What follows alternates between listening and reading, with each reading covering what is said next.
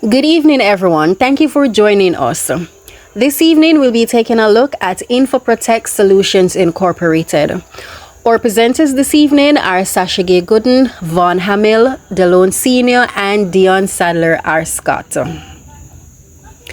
So, data protection. Data protection is not only a legal need in the current digital era, but it is also essential to organizations' reputation and confidence. Ensuring compliance with legislation like the Jamaica Data Protection Act, DPA, of 2020, and preserving the trust of both clients and staff depend on data security for businesses like InfoProtect Solutions, IPS, that handle sensitive personal information. So in order to enhance its data protection framework, reduce the possibility of further breaches, and also to promote a privacy and security culture within the company, IPS is going to receive a thorough set of suggestions. So the most common type of viruses that are found in technology are malware, ransomware, phishing, and DDoS. So let's go ahead and identify some of the data protection breaches and evaluate the current practices. So data protection refers to practices, policies, and technologies designed to safeguard sensitive information from unauthorized access, use, disclosure, modifications, or even destruction. This includes personal data, financial information, confidential business data, and other sensitive information. So let's take a look at some of the data breaches within IPS. So there are email phishing attack and data breach. There's physical file mishap, data subject access request, challenge. So the email phishing attack and data breach. So one of the breaches is the HR department stored their sensitive data. For example, the employee contracts, personal IDs, etc., on a shared network drive without adequate security measures. So it is susceptible to phishing attacks and ransomware. They also use unencrypted spreadsheet which contains sensitive personal information such as employees' names, TRN, NIS, and banking details, which violates the Data Protection Act. Another breach is scanned copies of medical certificates and sensitive performance reviews were stored alongside general records. This violates the DPA's principle of minimizing the processing of sensitive data.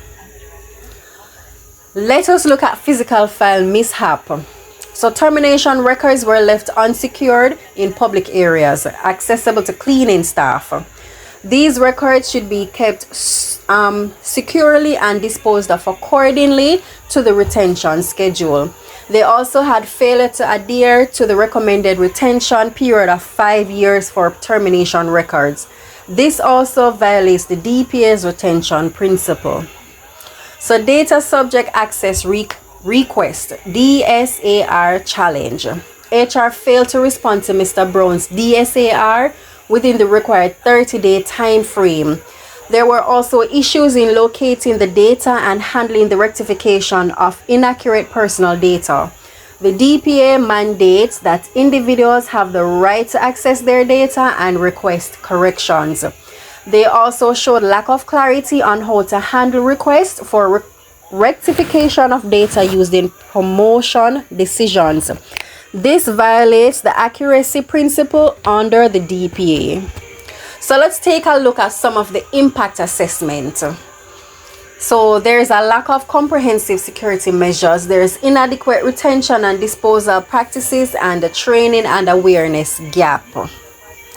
So the compliance issue that came about due to the lack of comprehensive security measure is that the HR department reliance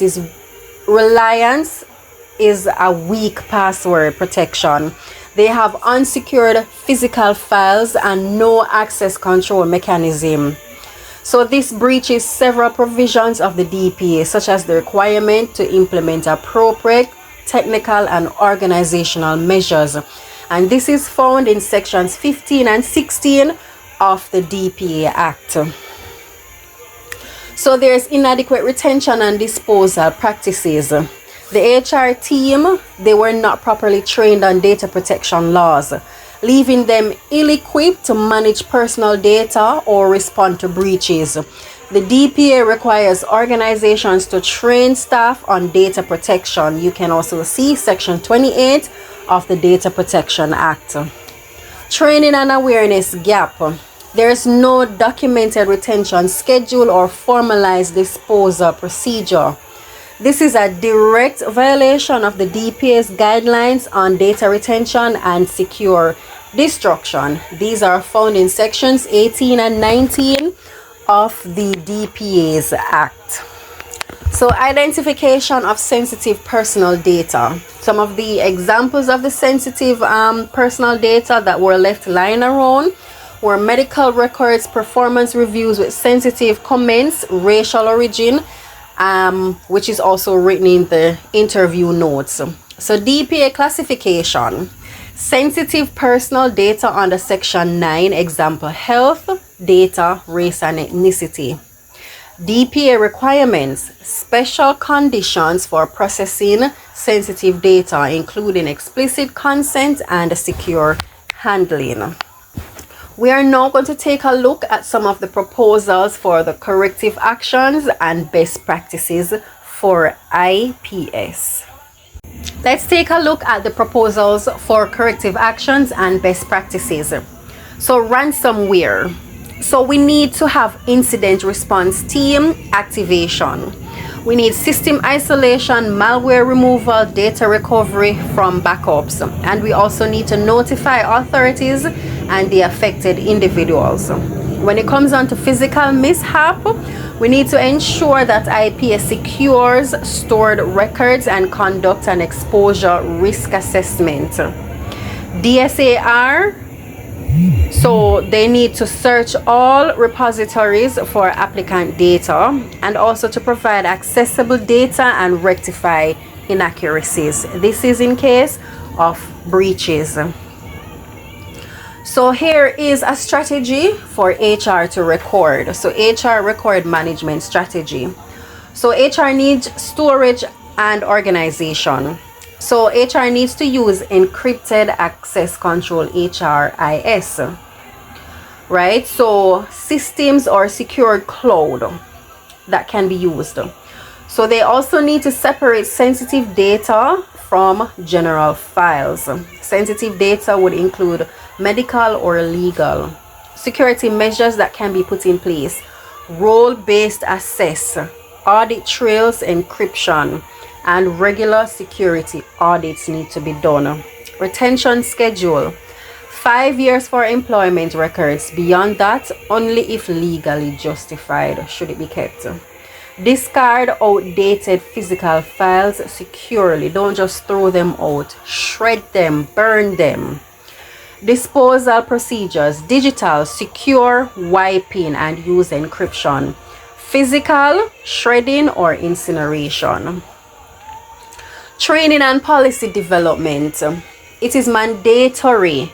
So all staff, HR staff should go through a mandatory DPA training and also to develop policies. These policies should include data protection policy, data breach response plan, employee privacy notice, and also procedure for handling DSARs. So the key learnings from IPS data breach.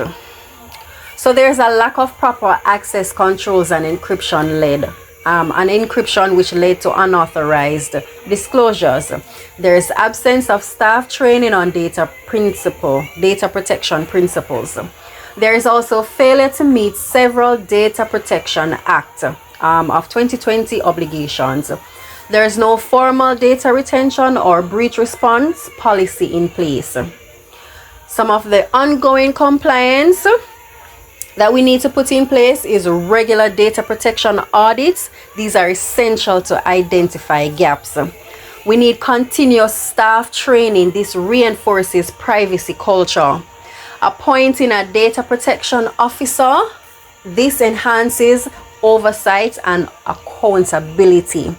There should also be regular policy reviews. This ensures alignment with evolving legal requirements. So the final recommendations that we made for IPS to improve on their DPA is to implement a formal data protection policy. This should include breach response and retention schedules. They need to introduce access control and encryption for all employee data systems.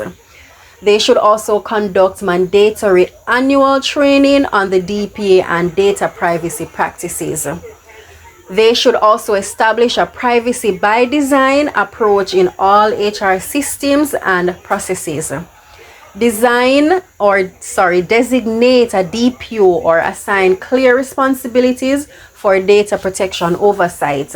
If they follow these recommendations, this will strengthen IPS's data protection framework. So In concluding, the IPS case underscores how inadequate data protection practices can lead to major breaches and non-compliance. Embedding data protection into everyday HR operations through leadership, training, and secure system, absolutely, it is a big deal. Will not only bring IPS into compliance with the DPA, but also create a more responsible and secure network within the working environment.